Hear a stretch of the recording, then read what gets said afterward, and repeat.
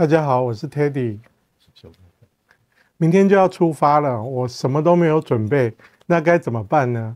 那关于这方面的问题呢，没关系，我帮你找资料哈。只要按照规定一步一步的，相信可以很顺利的哦。如果当天报到，我需要提前多久到邮轮前登船处报到？对，就要在邮轮起航的前2至3个小时前到报到处报到，并且登船。如果报到柜台呢关闭的时候就没有办法登船，就要注意咯。那到码头后要先做什么？当天登船呢，先把行李标签印出来。行李标签就跟登船标签是可以一起印出来的，就放在你的包包里面。带着你的大包、小包的行李到托运点，再把行李标签3折之后贴在行李箱上的进行托运，之后才是办理登船手续。那上下船行李会怎么安排 ？MSC 荣耀号行李完全不用旅客自行动手。登船之前，所有的行李都会被统一的收集起来，由船员呢进行托运，将行李上船走特殊的通道，根据房号将行李送到每一个旅客的舱房门口。那旅客下船的时候呢，就跟旅客上船的时候一样哈。旅客在前一晚将整理好的行李放在房门外面，隔天你就发现你的行李都消失了，因为船员已经把这些行李通通都运下船下面去了。你只要在下船后，在指定的时间和地点领取你的行李就可以了。下船托运的行李不要把当天要穿的衣服放在里面，那证件还有其他必备的物品也不要放进去。到时候如果放进去就比较麻烦，很难拿出来了。听说有一种在线直船，那是什么？你是说在线直船吗？这是一个快速登船的步骤之一，很多邮轮都是上船排4-5个小时，光是脚都站烂了。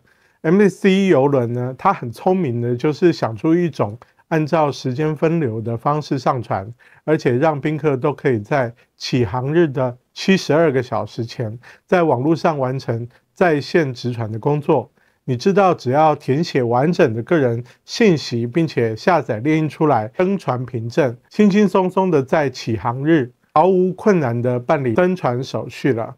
你可以携带护照跟凭证到人工的柜台，完成直船手续就 OK 咯。那我如果来不及办在线直船要怎么办？ MSC 邮轮只设置了个别的紧急服务柜台办理人工直船。由于人工输入资料的等候时间非常的冗长，那如果人又多，那又麻烦，整个登船手续会拉得非常长，还有可能会造成延误航班的风险哦。那登船凭证长什么样？登船凭证上面有所谓的便捷通关认证码，还有登船码。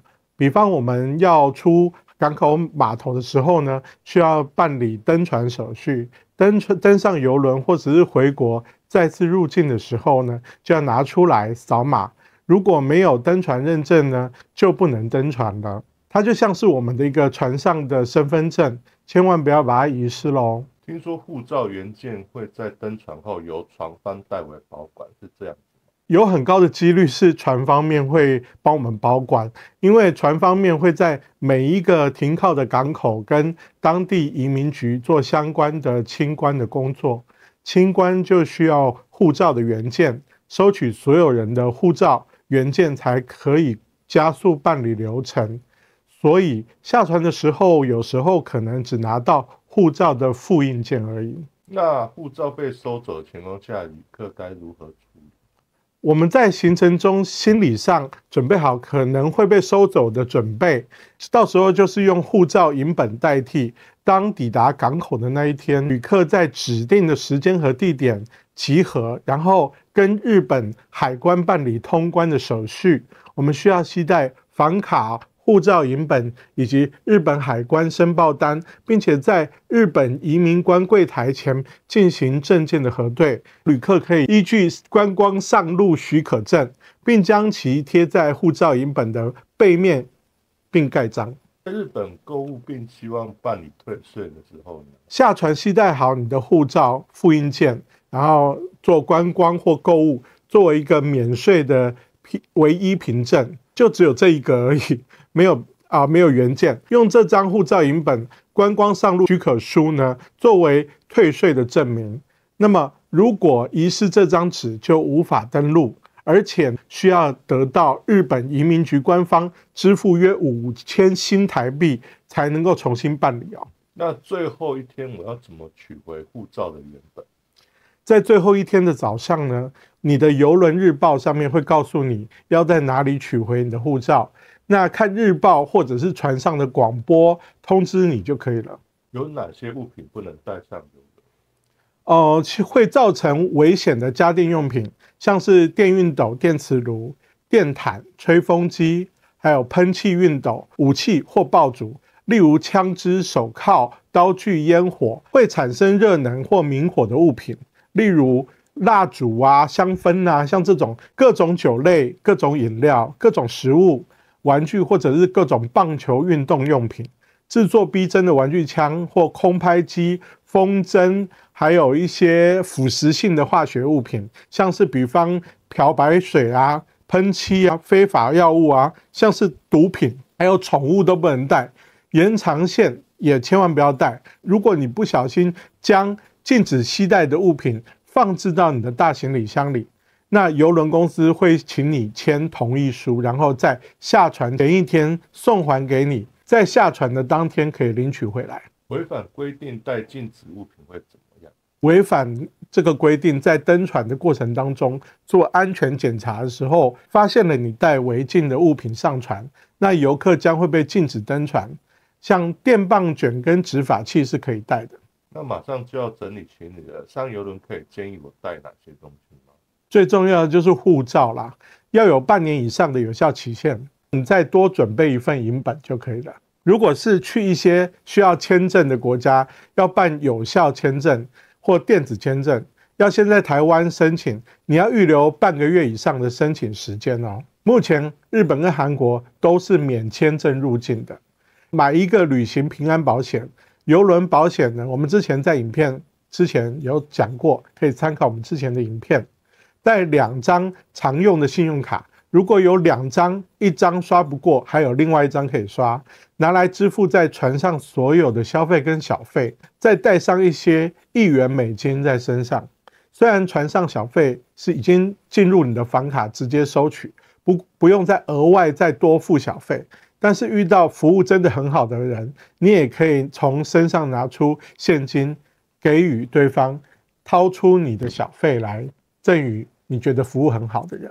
邮轮不提供牙刷啦、牙膏啦、拖鞋啦、刮胡刀一次性备品，需要自己带。毛巾、沐浴乳、洗发精、吹风机在房间里面都有。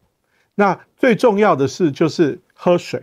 那你可以携带一个保温杯啊、随行杯。如果你希望拥有更干净的水，还可以带过滤功能的随身滤水瓶，将房内的水煮沸之后放凉，然后过滤来饮用。再来准备一些平常吃的常备药物。有一次完全忘记带糖尿病出门，像我那时候呢就很紧张，你只能在路边药局买一些挡着用。但是在船上，我们或者是在日本，它这种就是处方签的药物是买不太到的。所以呢，像平时的时候你吃的药，你最好事先的准备好，放在你的行李箱里面。需要0度C 保存的药品，请你跟工作人员请他协助帮你保存。其他的药品呢，在日本药妆店应该都可以采购得到，我们可能会去大采购。要带什么种的衣服上船？哦，对，带3种种类的衣服上船哈，像下船时可以穿的各式造型的轻便衣服啦，正式的晚宴呢，建议准备一些正式的服装出行。男士穿深色西装，如果有领结或者领带，你也可以带上去。一个深色的皮鞋。船上有提供燕尾服的出租服务，女性可以穿洋装、小礼服。如果你有旗袍，也可以带去穿，带个小手包也不错。一套白色的衣服，穿上在室内外泳池带一套泳装、沙滩鞋、拖鞋、帽子，还有太阳眼镜。每日邮轮预告中含着装的建议。邮轮上室内一般设恒温为22度到25度的摄氏温度左右，所以带着室内可以穿的休闲服、一条披巾，因为你可能会觉得冷，或者是一件薄外套可以预防。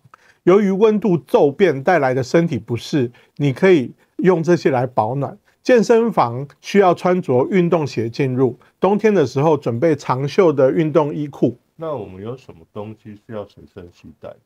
还有上岸的时候，你消费你要记得带好日币带过来。最近日币不是创新低吗？你要趁这个机会赶快把它换一波。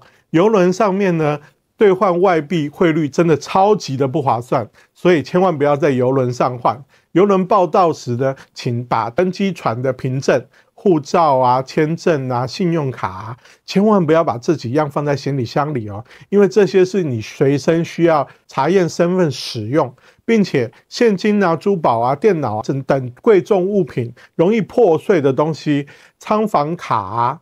手机啊，像这些很重要的东西，都可以准备一个多功能收纳的小背包，把这些东西都放进去，随身携带。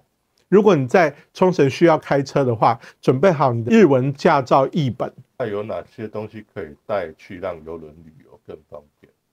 如果你有挂帽子的、挂长外套的需求，你可以带几个磁铁的挂钩，把衣服挂在门上的墙壁上，利用这个磁铁挂钩，利用空间，你还可以节省你的。有些人觉得带的衣服很多，你的那个衣柜不够挂，那你2个挂钩再牵一条线，还可以用来晾衣服。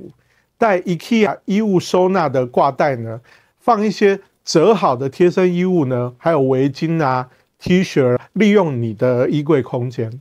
在船上呢，泡按摩池的时候，手机不是很容易就不小心扑通掉下水里吗？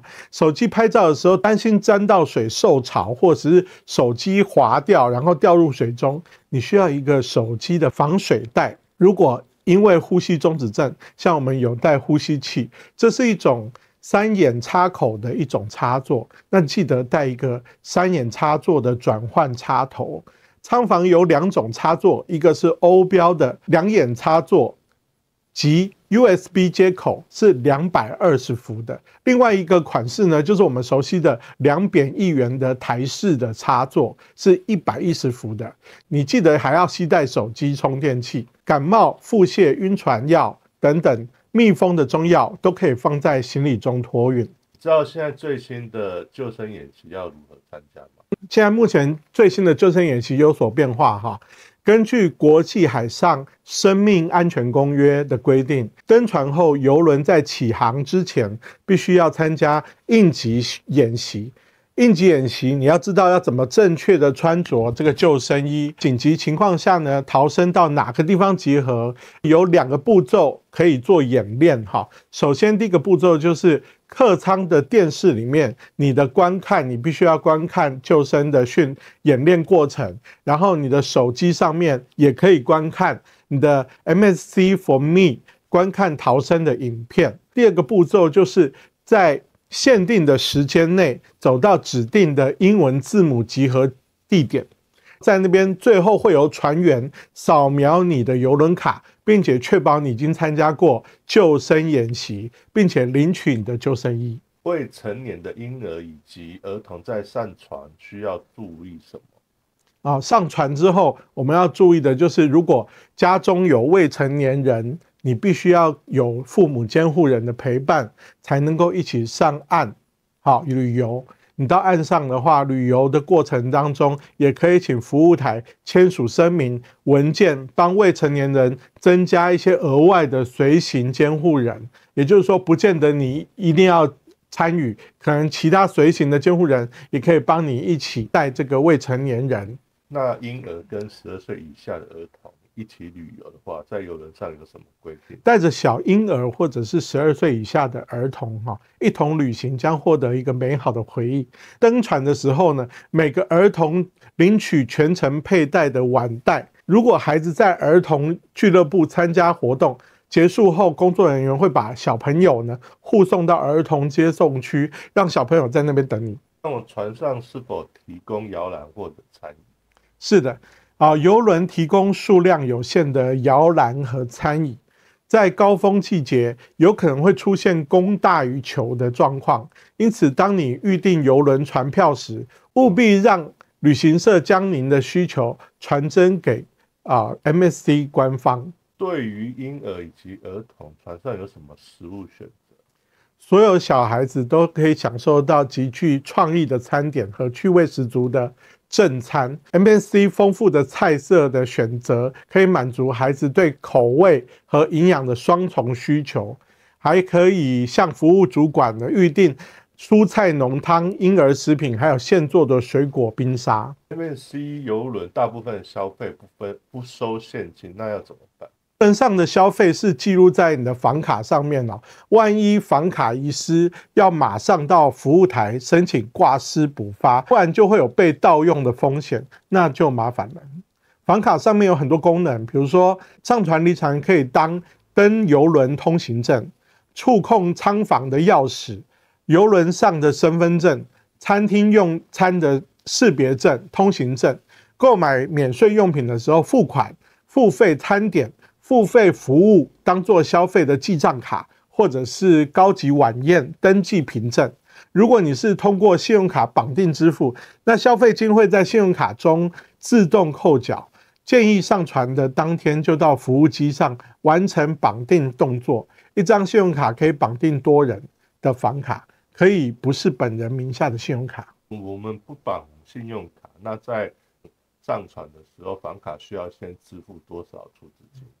对，像日本移民局有规定，对于中国那边出发前往日本的邮轮往返的航程上，中国人要到达日本的第一个港口前，绑定信用卡或者支付保证金$150一个人，用于激活船卡，就是房卡，也就是 OBC 船上储值金，它是一种可以在船上使用的预付款。如果是美国，需要存入每人$200或者每个家庭$300。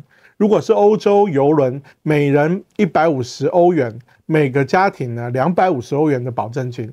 那目前台湾基隆出发的保证金需要上船确认，这样子。要怎么结清房卡上消费？旅客在下船前呢的前一晚会收到一张船上消费的详细清单，那建议可以在离船前的一天进行账单结算。那在离船前一天可能时间会稍微宽松一点，不要在最后一刻。下船前呢，可以使用现金还有信用卡来结清你的房卡。那保证金多退少补，剩余的金额将会返还到您的这个信用卡，或者是返还给你。如果需要房价额外收取国际观光旅客税呢，大概1000日元也会在房卡当中支付。你可以拿你的房卡领回你的护照，最后房卡消磁之后可以当做纪念品。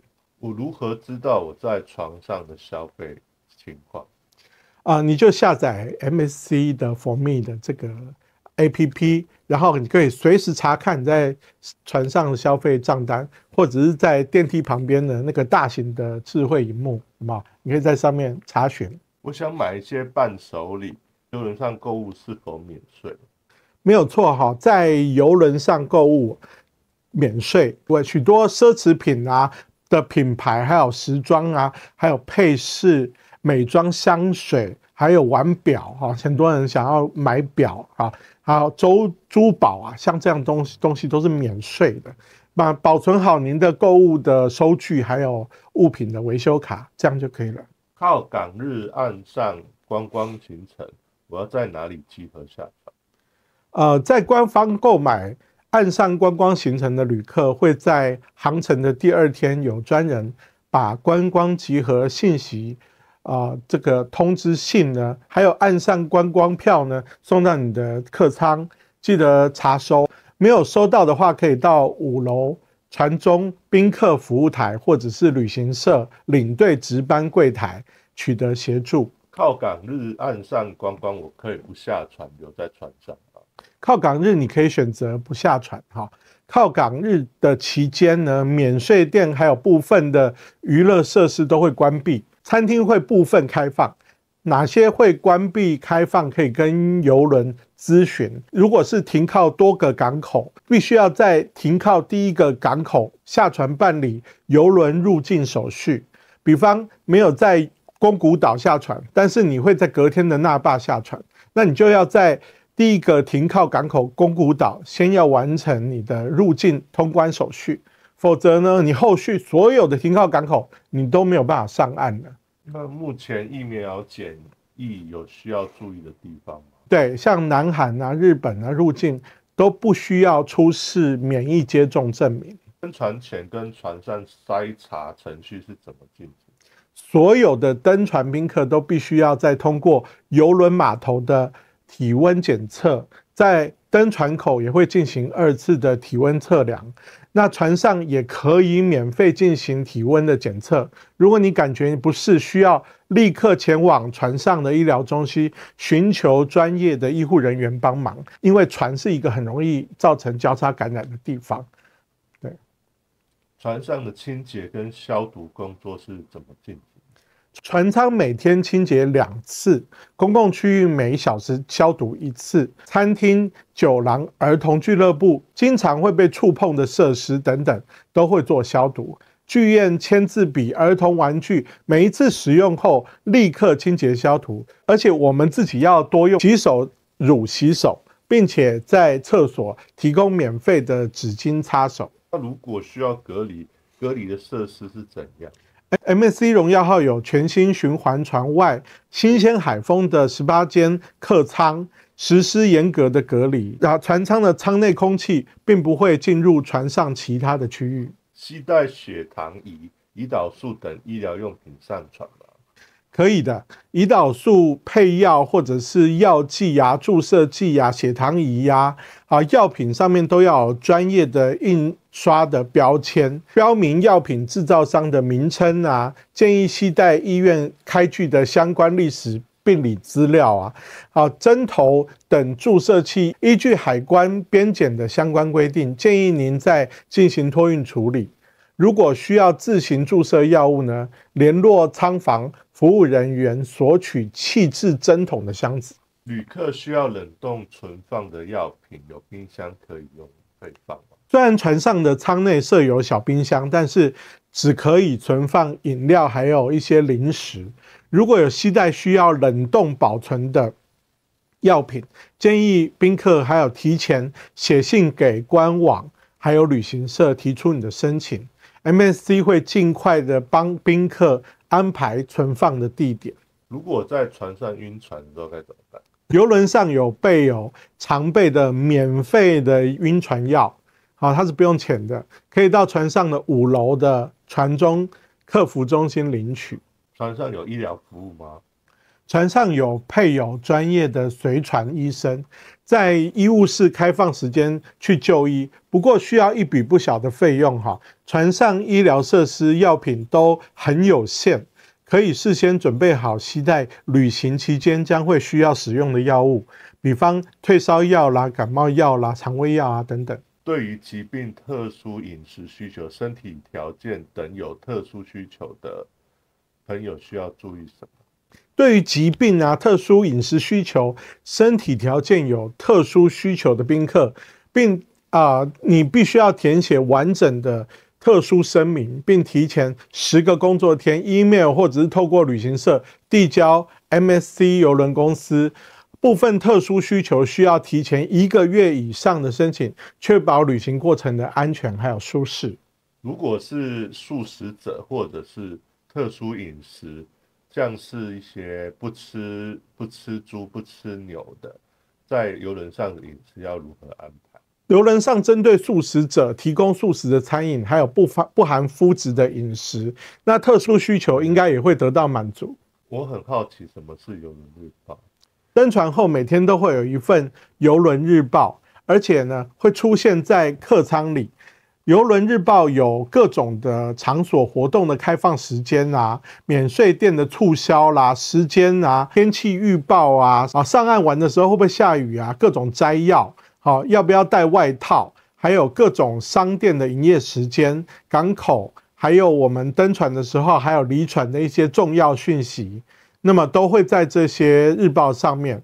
最后登船的时间通常都是在起航的30分钟左右，准时回到船上，不然船开走就完蛋了。还有晚餐的着装要求。搭邮轮会不会无聊？在船上可以做哪些事情？邮轮旅行有很多种的设施，看到饱的海景，随时可以参考邮轮日报上面它有哪些活动，像手工艺啊、美食、烹饪教学、舞蹈教学、艺术品鉴赏、拍卖会、抽奖、各种游戏，还有送那种餐厅享用的红酒跟香槟当礼物的游戏。舒压伸展运动啊，慢跑、冰淇淋的装饰啊，鸡尾酒、摇酒的表演啊，还有一些到夜总会、酒吧看超级杯比赛等等，游泳池泡水啊，做个付费全身 SPA， 还有运动场打个篮球。付费活动也包含赛车游戏、保龄球啊、4D 电影等等。还有下载电影到手机跟 iPad， 携带电子书、阅读器，大量的下载一些电子书来看。那双筒望远镜可以看远处那个岸上的漂亮的风景，可以很清晰。付费的宾果游戏还有试你的手气，有人赢过200万美金。对，健身房去运动，带小朋友玩滑水道，20小时吃 buffet 自助餐。喝咖啡、喝茶，然后发呆看海景，享受那个心灵的 SPA。晚上睡前有哪些活动可以参加？晚上活动很丰富啊，像百老汇式的秀、歌剧啊、舞蹈、夜总会演唱表演、disco 酒吧，还有电影院啊、魔术秀啊、大型派对、船长的鸡尾酒会啊，还有一些乘客才艺的表演，自己表演。船上也有赌场，可以小赌怡情。船上购物的价格会比岸上还贵吗？其实，在邮轮上面购物都很多的商品，比方酒啊、香烟啊，都是免税销售的，就像在机场购物一样，你可以享受到比岸上便宜30%左右的，甚至更多的优惠哦。要注意，邮轮停靠港口的时候，赌场跟免税商店是不能营业的。邮轮上有哪些免费的隐藏服务？在邮轮上有一个隐藏的服务，在阳台、舱房、套房还是房中房的会员的舱房，你都可以享受到免费送早餐送到房间的服务。你可以用一种懒人的方式享受早餐，是不是很棒？舱房有一张早餐的勾选卡，你可以在前一天晚上先把勾选好的餐点勾选好之后，晚上10点以前挂在你的舱房外门把上，隔天就会有服务生准时将早餐送达到你的房间来。那如果是行动不便的人，适合参加邮轮的行程？是的，行动不便者要自备轮椅、拐杖等，均需要自行妥善的携带，或者可以请人陪同共同出游，以便到时适时的提供必要的帮助。邮轮上有提供轮椅的服务吗？或者是仅限邮轮上使用？使用轮椅的旅客呢，需要在出发前先行通知 MSC， 船上备有无障碍舱房，行动不便的旅客也能够充分的享受。因为数量有限，所以需要提早定位。那邮轮上只有少样的轮椅设备提供旅客预定，但是只能在邮轮上面使用。如果要岸上观光使用，就要自备轮椅了。某些地区呢，港口如果是用接驳船的方式登陆，基于安全的考量，使用轮椅的乘客可能就无法获得登陆了。孕妇上邮轮是否有限制？乘坐邮轮，它孕妇的限制就是它不接受怀孕24周的孕妇宾客预订邮轮。未超过24周的孕妇呢，预定的时候必须出示并评估考虑过自身的年龄啊，还有孕史情况，还有怀孕周数及确认身体状况，适合邮轮旅行的健康的诊断证明。请在预定时候主动告知，并提供填写完整的特殊声明表，那最好要有同伴陪同，如果没有健康声明，可能就没有办法登船咯。船舱里面有婴儿床吗？邮轮上可提供婴儿床，适用于年龄0到6岁的婴儿，要看婴儿的体型来决定。你可以通过官网或者是旅行社提前告知 MSC 的地中海邮轮公司，或者上船以后通过服务人员预约获得婴儿床。因为婴儿床数量有限，也不是很多人知道，所以请你尽快联系邮轮公司帮你安排。如果在旅游过程购买酒精饮品与携带商品回台湾，需要注意什么？登上邮轮的时候会被代为保管，在抵达台湾的前几个小时会广播通知发回。台湾海关请务必遵守台湾入境的规定，像防范非中猪瘟，不能带一些商品，你要特别注意哪些东西是不能带的，小心收到巨额的罚款。最后一天离船日，我什么时候可以开始下船？